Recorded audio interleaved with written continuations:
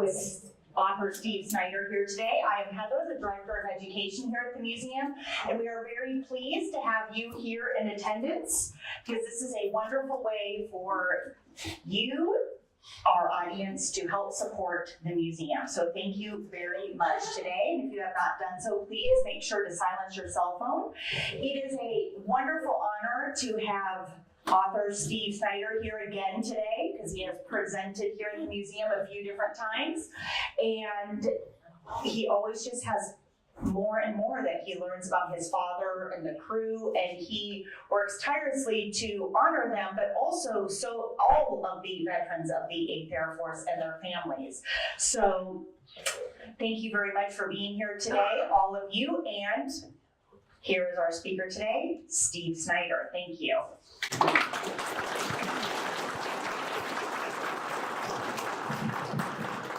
Thank you, Heather. Ooh, it's pretty loud.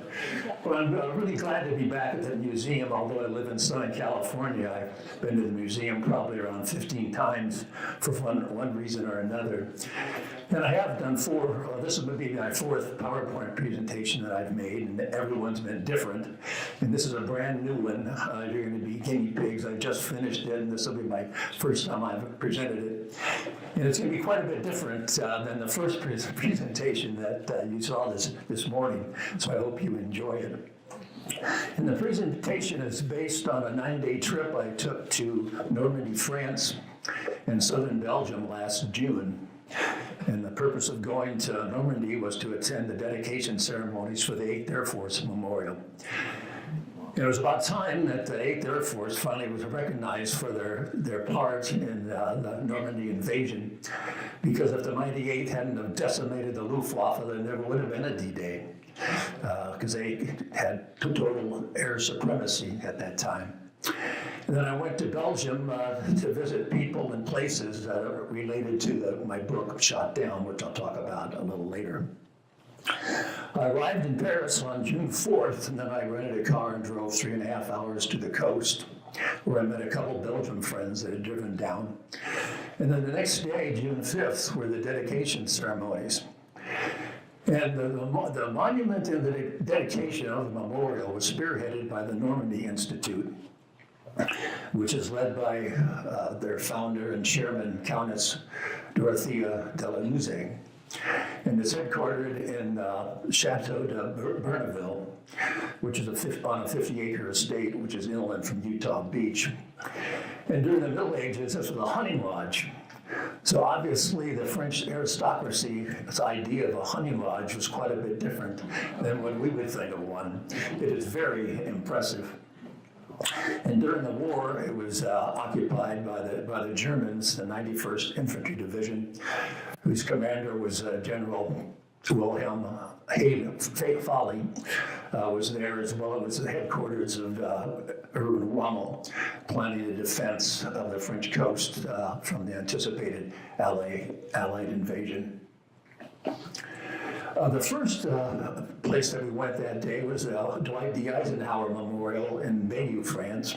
Bayeux was the first town that was liberated in the Battle of Normandy on June 7th.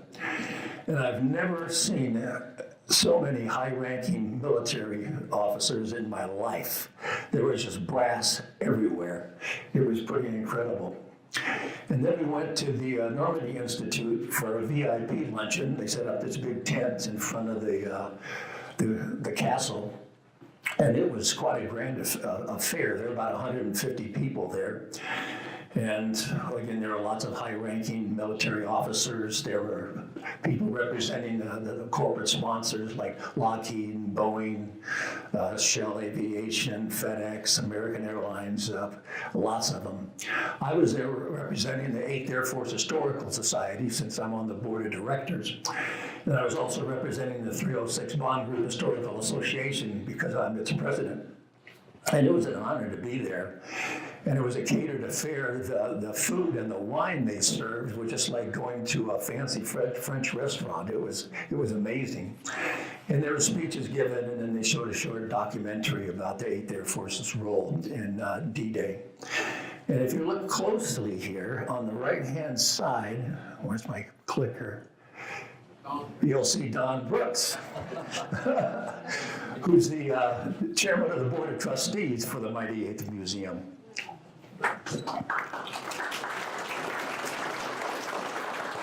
Great guy, by the way, too. Then after that, we drove a short distance to Fière, and that's Fière Bridge. And from June 6th to June 9th, the 82nd Airborne was engaged in a horrendous, ferocious fight against the Germans for control of this bridge. The Americans were on the left side, and the Germans were on the right side. And it's considered the bloodiest small arms battle in the history of the United States Army. 250 paratroopers were killed at this bridge, and another 500 were wounded. So it was quite a battle. And you're looking down on the bridge from a hill where the memorial or monument to Fière is, that's referred to as Iron Mike. And then down a little ways to the left where the dedication ceremonies for the 8th Air Force Memorial. And there are lots of people in attendance here. Fortunately, I was able to sit in the VIP section near the front, but there were hundreds of people behind me and to the left of me. And then you have the dignitaries over here. They gave speeches. This is the monument that was covered up until they were through. And this is the monument itself. It's quite impressive as well. It was created by a U.S. sculptor, Benjamin Victor, who's quite a renowned sculptor. He has 3 pieces in the Statuary Hall in the U.S. Capitol building in D.C. And their 4 life-size figures are very detailed and very realistic. On the left here, representing an enlisted man, is Maynard Snuffy Smith, who was with the 306 Bomb Group. He was a recipient of the Medal of Honor. And then going across, representing the commander is Jimmy Doolittle, representing the bomber pilot is Robert Rosenthal of the 100th Bomb Group, and then representing the fighter pilot, Donald Blakesley, with the 4th Fighter Group. So here I am with Don again at the ceremonies. And then this is Countess Dorothea de la Ruse, who spearheaded this whole thing. Very nice lady. And here you see the pictures of the men at the memorial. This gives you a little, this is where the 8th Air Force Memorial, and then this is the memorial for Fière, Iron Mike. And then that night, I went back to the castle and had another tremendous dinner. It started off with a champagne reception. And then the dinner itself was called the Generals and Admirals Dinner. And here I'm with Major General Jason Armagost, who at the time was the commanding officer of the 8th Air Force and the commanding officer of the U.S. Global Strike Force, whose B-2 bombers hit Iranian nuclear facilities last year in Operation Midnight Hammer. The next day was the 81st anniversary of D-Day, and we started out going to a little museum. This is the Big Red One Museum, and it's a private museum. It has military artifacts and battle relics in it, and it's a nice little museum. When the Germans retreated away from Normandy and the Allies advanced out through France toward Paris, it is absolutely staggering the amount of equipment they left just lying around in Normandy. And the locals could just go around and gather whatever they wanted, tanks, any type of vehicle, machine guns, and, uniforms. And as a result, not only do the big major public museums have wonderful collections, but these little private museums have fantastic collections too. They're just smaller. And then we went to the Normandy American Cemetery. It sits on a bluff that overlooks Omaha Beach. And there are 9,000 graves at this cemetery and another 2,000 names on the wall of the missing. And today there's still 72,000 MIAs from World War II. And there's a big ceremony going on there. The U.S. Secretary of Defense, Pete Hegseth, gave a talk and spoke at that. Then from there we went to this is Omaha Beach. And it's really, if you've been there before, it's pretty eerie standing there looking down on the beach because it's very quiet, serene, peaceful. There's hardly anyone on the beach. about in 1944 with the chaos and the terror and the death that was happening there. It really humbles you. Then we went to the Overlord Museum, which is a great museum nearby, and they have all these great exhibits. Here you see a landing craft, Hagen's boat, German tank. This is a little demonstration for the French resistance. And then we had lunch there. There were a lot of little food stalls and beer stands out there. There were also scores of individual military collectors that had set up tables and tents to sell the material that they had collected over the years. It's amazing. And that evening, we went into the town of Saint-Hyacinthe to take advantage of all the ceremonies and celebrations that were going on there, and then we had dinner. And this town was made famous in the movie, The Longest Day, particularly the church, where Red Buttons portrayed John Steele, who parachuted down, and his parachute got hung up on the steeple. And they have a little mannequin up there as a tourist attraction. He dangled there for 2 hours, pretending he was dead, before the Germans found out that he was still alive and then captured him. The next day, we went around and visited, drove all around Normandy. We went to Utah Beach. We went to the Normandy Victory Museum, which is another great big museum. They have a great restaurant there and a bar. And then we sat in on a program where two D-Day vets and a member of the French Resistance talked about their experiences. And we went to a number of smaller memorials as well. This is the one at Greycourt Manor to the Easy Company of the 101st Airborne, where Dick Winters led his men to take out 4 105 cannons that were pounding the beaches on Utah Beach. And the next day, yeah, that was in the movie Band of Brothers. The next day, I drove 5.5 hours up to southern Belgium. A lot of people don't realize that Belgium's divided in two.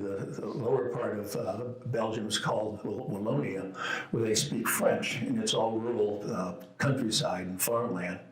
And then the northern half of Belgium is called Flanders, where they speak a dialect of Dutch, and it's much more populated, industrialized. And then I met a dear friend of mine, Jacques Lelot. And he has spent years doing research around the area about events that took place, especially concerning and related to my dad and his crew. And another gentleman that also did a tremendous amount of work on the right is Paul Delahaye. He's with my dad here in 1994 at the 50th anniversary of the liberation of Belgium, my dad's plane being shot down. And when I added this photo to my presentation, it dawned on me that my dad was 79 in that picture, and I'll be 79 in 2 months. Both Paul and Jacques were young boys during the war, and they saw atrocities committed by the Nazis against their family and friends, and they were greatly affected by it. And later in life, they became local historians, and they interviewed all these Belgian people, members of the Belgium Underground, about events that took place in my dad and his crew, and they documented their testimony. And they gave me unbelievably detailed information that have been lost forever without their dedicated research. So I owe them a huge debt, and I would not have been able to write the book without their help. My book's called Shot Down, the true story, pilot Howard and the crew of the B-17 Susan Ruth. The plane was named the Susan Ruth after my oldest sister, who was 1 year old at the time that my dad went overseas. And the first half of the book builds up to the day that the plane was shot down, and then the second half of the book is all about what happens afterwards. And it's just not just about my dad, but it goes into detail about what happened to each individual crew member, and also about all the courageous Belgian people that risked their lives trying to help them. And it's all based on firsthand testimony by the people who were involved in the events. Here you see my dad's crew. My dad is on the lower left. He was the first pilot, as such, the commander of the plane and the crew, and then the co-pilot, navigator, and bombardier, and then the 6 enlisted men behind them. 5 of these men had a happy ending and came home, but 5 did not. My dad and his crew reported to the 306 bomb group at Thurley on October 21st of 1943. It was just a week after the disastrous second Schweinfurt raid, where the 8th Air Force lost 60 bombers and the 306 bomb group lost 10 of the 15 bombers or B-17s that they sent on the mission. It was on a mission to Frankfurt, Germany on February 8th of 1944, where the Susan Ruth dropped its bomb successfully, but the bomb bay doors got hit by flak and they couldn't get them back up. And as a result, that caused a drag in the plane. They lost airspeed and they fell behind the formation heading back to England, and they were singled out by 2 Focke-Wulf German fighters and shot down. But both those German fighters were shot down as well. One was piloted by Siegfried Merrick. His plane crashed and he died in the plane. And the other was piloted by Hans Berger, who was able to bail out. One day during my research, my wife Clindie goes, "Well, why don't you try to find the German pilot that shot down your dad's plane?" I'm thinking, oh, she's naive. She had no idea what she's talking about. You know, he's probably died in the war. It's 70 years later. It's passed on by now. I can't speak German. But like a good husband, I did what she told me to do. And I found Hans Berger. And fortunately for me, he became a translator after the war, so he spoke perfect English. And he told me that the gunners on my dad's plane shot him down at the same time he shot my dad down, so they shot each other down. And he gave me some wonderful insight about what it was like to go up against the 8th Air Force that's in the book. I mentioned that the book goes into detail about what happened to each member of the crew. I don't have time to do that today. You'll have to buy the book to find that out. But after my dad bailed out, he came down in these trees right at the French-Belgian border, and his parachute got hung up on the branches, and he's dangling 20 feet off the ground and couldn't get down. But fortunately for him, a couple of young Belgian men, Henri Franken and Raymond Tervan, came to his rescue before the Germans got there. And they got a rope and a ladder from their van house, then helped him down this tree. That's Henri Franken, one of the men who helped him down. He took these photos and sent them to my dad after the war. And there's over 200 time period photographs in the book, so you can visualize everything that you're reading about. This occurred in the early afternoon. They told my dad to stay put and hide because they thought it'd be too dangerous to try to move him with German patrols combing the area. So that night they came back and they took him to the Devan farmhouse. That house is in Belgium and those trees are in France. So that is right at the French-Belgian border. He spent just one night there because, again, they thought it was too dangerous for him to stay there any longer with German patrols in the area. So the next night, a Belgian customs officer, Paul Tillican, came on with a tandem bicycle to take my dad to a safer location. And after that, he was moved from place to place to place. How long he stayed in any given location depended on how brave the people were who lived there and how dangerous the Belgian underground thought it was for him to stay there. He might spend one night, he might spend 6 weeks. And here you see my dad with some of his helpers. He had many more helpers than this. My dad was a lot taller than, my dad was a lot taller than the locals. You can see here, and they stuck a beret on him to help him blend in. And you can see, you know, this coat is a little short-sleeved and little short pant legs too, because none of them were that big. This is Jeanette Gaden. He stayed with her twice and probably longer with any other helper that he stayed with. This is Amy Cools here, who I'll mention later. And the people who hid my dad, or any downed airman for that matter, are unbelievably brave people. They risked not only their lives, but the lives of their family and friends. Because if the German secret police, the Gestapo, found out about it, they'd be arrested, sent to prison, tortured, and either shot or sent to a concentration camp. And some of the people that helped my dad and other members of the crew did meet that fate. It was also stressful for my dad as well. You know, he's in hiding. It's pretty boring. The Germans could find him anytime. There's always collaborators in the area that might rat him out. And that was very frustrating. It was also very frustrating that normally when the underground came across down airmen. They tried to get him back to England through various escape routes, down through France, over the Pyrenees, into Spain, and then out through British-controlled Gibraltar. But something always went wrong trying to get him into these networks. And there are several instances in the book where he was almost discovered by the Germans. One was at the Maurice and Ghislaine home in Charleroi, where one night they're pounding on the door, and Maurice told my dad to get up on the roof, and then he'd come get him when the Germans left the area.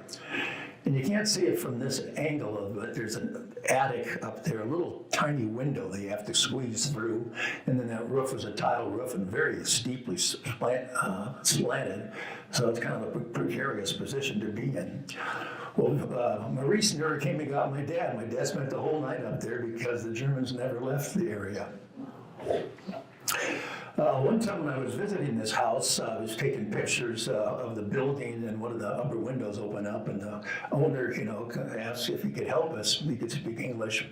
And I told him my dad was hidden there during the war. He was quite interested in that. So he came down, and I had all these pictures with me that Maurice Bayou had taken while my dad was stationed there. And so I was showing him these pictures, and he comes to one, and he goes, "Oh my goodness, that wall covering is still there today."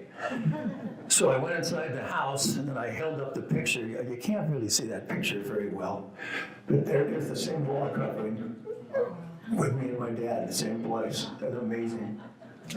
What? Here we see Victor and Amy Cools.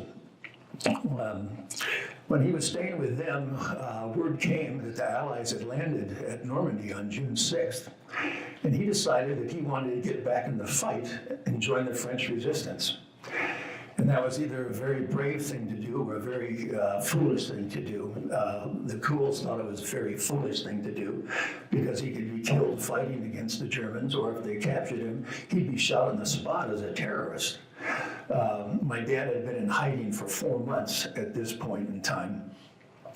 And he was getting bored, tired of hiding. And he felt it was his duty to get back in the fight. Unlike most airmen, before he went into the Air Force, he was in the Army for a year. So he knew how to fight on the ground. The safest thing for him to do would have been to just, stay put and just wait for the Allied armies to come up through France and liberate the area. But he was insistent, and so Amy accompanied him on bicycles down to the French border, where he joined a unit of the French resistance. This isn't the group that he joined, but it gives you an idea of what they looked like. They were also called the Maquis, and they were small, independent, ragtag guerrilla groups located all across France. And their aim or duty was just to harass the Germans. They'd sabotage railroad lines, disrupt communications, assassinate German officers, attack convoys. And they were given their instructions by the British over the BBC through coded messages. My dad said the information they gave him were unbelievably accurate. If they said a German convoy was coming down this road on this day at this time, sure enough, they'd be there. And that was a result of the British having cracked the German Enigma code and knowing everything that they were up to. They were also supplied by the British through airdrops. This is a farmhouse just in northern France where they stayed. This is my dad in front of it. That picture was taken in 1994. And he stayed in this, the tower, in these two little rooms here. And that was what it looks like when I visited it on one of my stops there. This is my son, the youngest son, Clayton, and then that's the farmer that owns the farm right now. And on one occasion in the morning, my dad looked out those windows and saw a German patrol coming up the road. And so he jumped out these green windows on the back of the farm and hightailed it into the woods so he wouldn't be captured.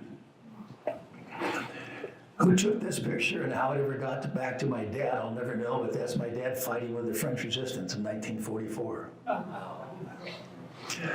Finally, on September 2nd, 7 months after he had bailed out, words came that there were U.S. troops in the nearby village of Trélon, France. So he walked into the town square, went up to an army major, identified himself, And then he hooked a ride on a convoy taking German prisoners to Paris, and then hopped on a transport back to his base in England, where he sent a Western Union telegram to my mother saying, "Keep that chin up, baby. Back at base, fit as a fiddle, right soon." Wow. That's what, as I mentioned, southern Belgium was all rural farmland, so everything's still the same for hundreds of years. So all these places, haven't changed at all. That's what it looks like today. And every time I go to Belgium, I learn something new about the shot down story, and this trip was no exception. Jacques Vallot had discovered another farmhouse. This belonged to Elo Patat, just north of the French border, where my dad stayed a couple nights before he crossed over to join the group. And that evening, I stayed at the Castle Farm in Macon. It's a nice place. I stay here a lot. The original building was built in 1616. And there I met another dear friend, Crystal Delahaye, the daughter of Paul Delahaye, who is both the manager of the castle and also the president of the Duty to Remember Association that her dad formed in 1984. She took over as president after her father died.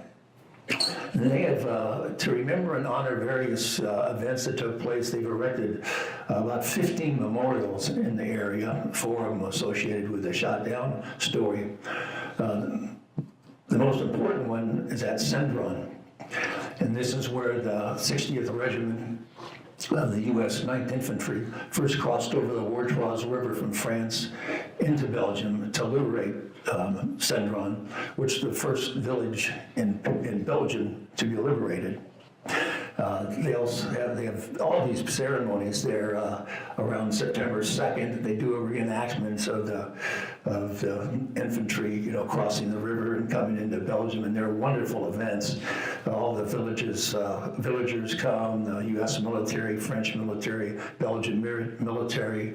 The U.S. ambassador to Belgium comes down with an entourage, and they have dances and parties, and they're great affairs, and the local beer Chimay just flows, and everyone has a swell time. They have another memorial dedicated to September 2nd, where the first GIs killed in liberating the country took place. There were 12 GIs that were killed when they got into a skirmish with a Waffen SS Panzer Division. In 1989, they built a memorial to the Susan Ruth crew, and my dad and 3 other members of the crew went over for the dedication. And prior to this, my dad didn't talk much about the war, but there he was reunited with all these Belgian people that hid him, revisited these places where he was hidden, and he brought the memories came back, and he started talking about it a lot. Here you see a picture of the dedication. This is Paul Delahaye, my dad, giving a little speech. This is Jeanette Godin, who I mentioned earlier. This is Millie Tilcan. She was the wife of Paul Tilcan, the customs officer who helped my dad. A couple months after he helped my dad, he was arrested by the Gestapo and sent to prison and tortured and narrowly escaped being executed. But because of the severe beatings he took, he developed a brain tumor and died a few years after the war. And then this is Raymond Devan, the other man that helped my dad down from the trees. 5 years later, in 1994, I made my first trip to Belgium with my parents, and that's when it became personal for me. Here you see me and my dad, and this is my mother, and this is my other sister, Nancy. She was born when my dad was missing in action, so that was really tough on my mom. She's back in Pasadena, California, with a 1-year-old Susan and an infant Nancy, never know if she'd ever see her husband again. And the next day, I went sightseeing a little bit. I went over to the Ardennes Forest, where the Battle of the Bulge took place. I hadn't been there for 20 years, and the museum there now is totally redone. And it's fantastic. It's really immersive and interactive. And it's cool. You put these headphones on, and then you get 4 people talking about what their experiences were during the siege of Bastogne. And one of them's a little boy, one's a young female French teacher, one's an American GI, and then one's a German. So you get the perspective of what it was like for each one of them. And they had a nice restaurant and bar there too, where I had lunch, and then I drove a short distance to the battlefield area. Oh, this is the monument that they have there. It's shaped in a Army 5-star configuration that has the names of the 48 states going around the top of it. As I say, I went to the battlefield area where the Battle of the Bulge took place. And here you see the specific area called Bois Jacques, Jake's Woods, where Easy Company, the 101st Airborne, dug in to try to stop the Germans' advance. And their foxholes are still there. It's amazing. They're not as deep, obviously, as they were 80 years ago. And then there you download or load an app on your phone, and then it kind of narrates the area as you go around. And it also mixes in all these battle scenes from the Band of Brothers, so it really makes you feel like you were there. It's really cool. And from there I drove to another place I hadn't been in 20 years, a little village of Brûlé-de-Pêche. And during the invasion of France, Adolf Hitler moved his headquarters to this little town until they surrendered. But prior to them moving into the town, they forcibly evacuated 28 surrounding villages and 27,000 people without any notice or warning or explanation whatsoever. And they arrested the leaders of the various villages, and one of them was Paul Delahaye's dad, who was a school principal. Here, that's a picture of Hitler at Brûlé-de-Pêche. Here you see the village. It looks just the same today. They have a church and a schoolhouse, a little town hall. This is the inn here. Here you see the inn. There was a restaurant and bar downstairs and then lodging upstairs. The Germans used it as a command communication center.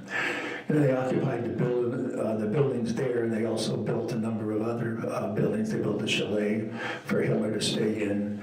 This is what was called the casino, where the officers ate their meals and had parties. And this is a bunker that they erected in case they were attacked. They also have a memorial there to the local resistance group, the Houghton Group D. And many of these men were killed either fighting against the Germans or when captured were executed or perished in a concentration camp. The next day, I drove north to the U.S. 424th Air Base Squadron at Fière, Belgium. And every year at the ceremonies at the Susan Ruth Memorial, the commanding officer and a color guard come down to participate in the event. And tomorrow, on the 82nd anniversary of my dad being shot down, they'll be there as well. I made a short shot down presentation, and then afterwards some of the guys bought some books and they gave me some squadron swag. Their nickname is the Red Devils, like the Belgium national men's soccer team. And then I went a tour of the base in this souped up ATV. I did not drive, but the guy that did just flew up and down the runways. It was like going on Mr. Toad's Wild Ride. And went to the control tower, and the squadron's mission is to operate the base. It's a NATO facility, and then service, aircraft that come there. There's no planes actually there. Just planes come in to do training and things like that. And then during the war, this was a Luftwaffe base, and their hard stands and the runways are still there in some of their buildings, the fire station's there, and then this was their command headquarters. It's all overgrown now.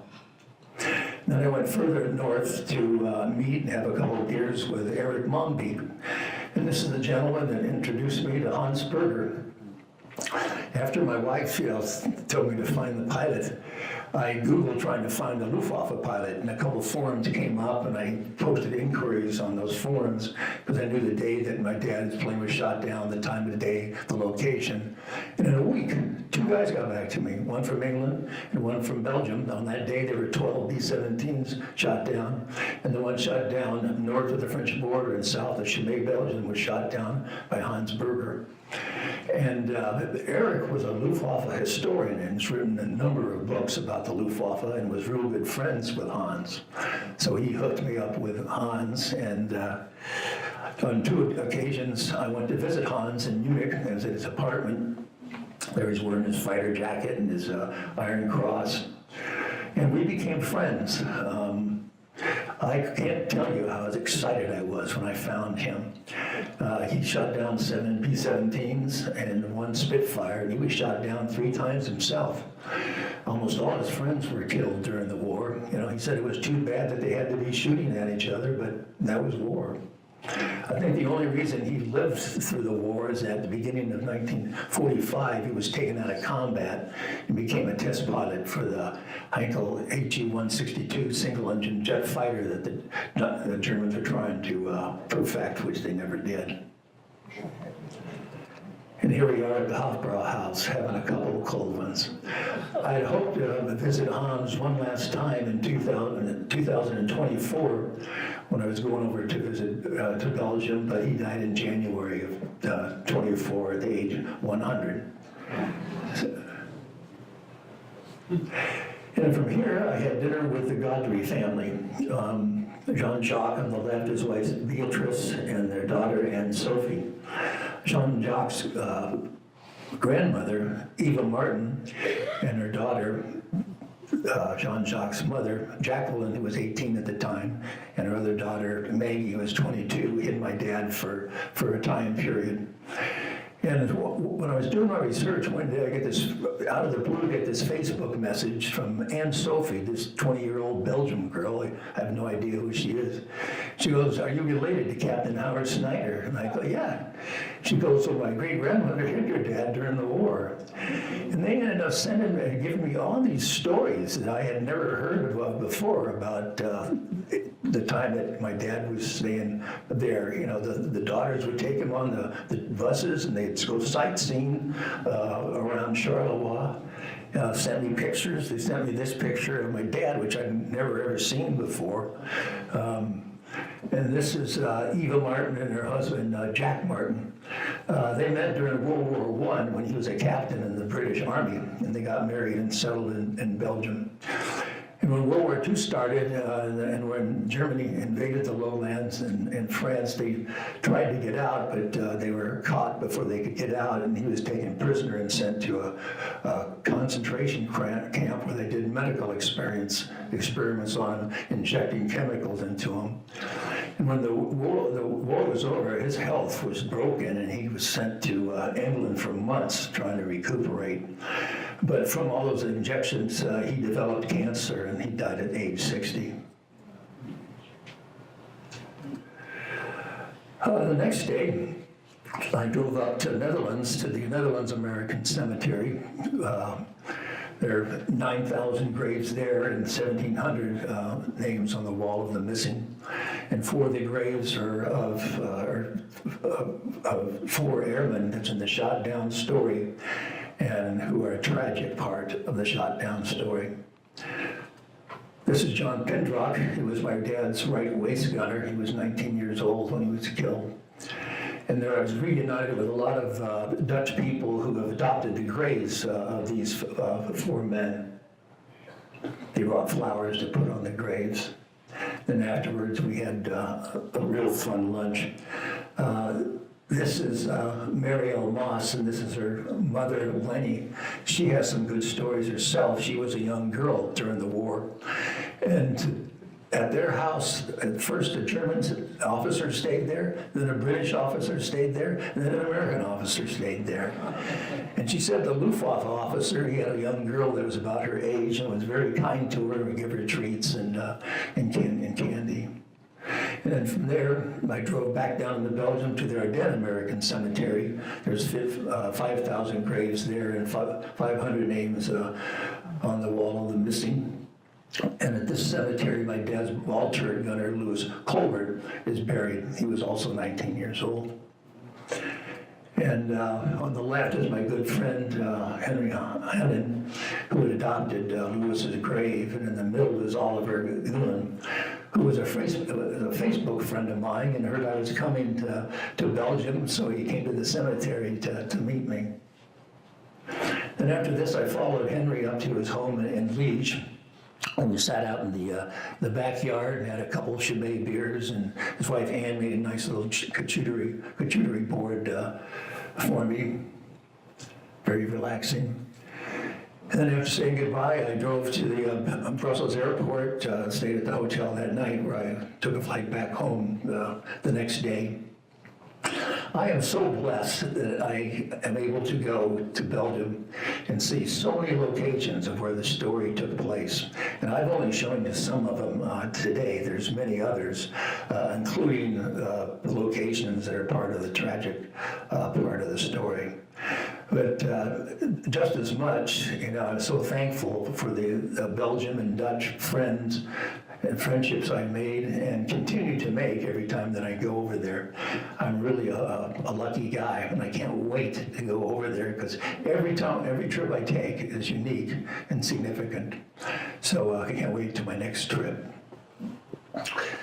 So thank you for your attention. It's our duty to remember. Yes, it is.